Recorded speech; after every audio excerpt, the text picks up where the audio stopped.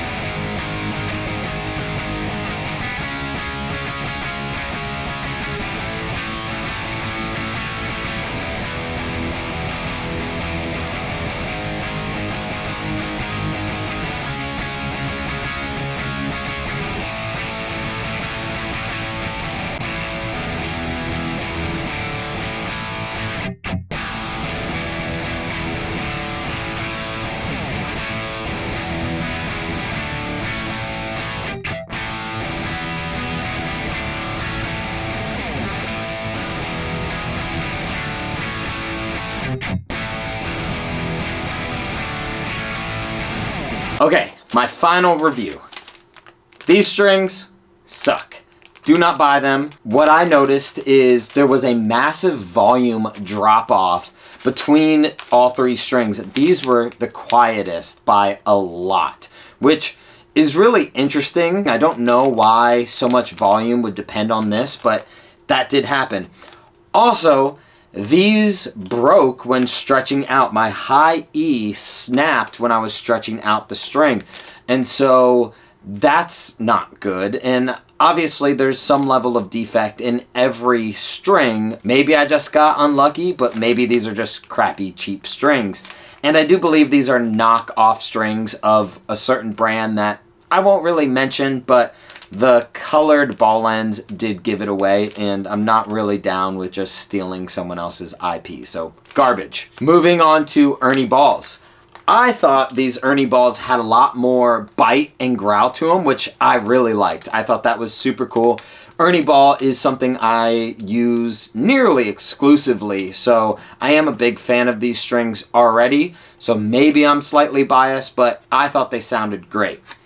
However, the elixirs I thought sounded a bit cleaner and just overall brighter as well, and I do like how elixirs feel.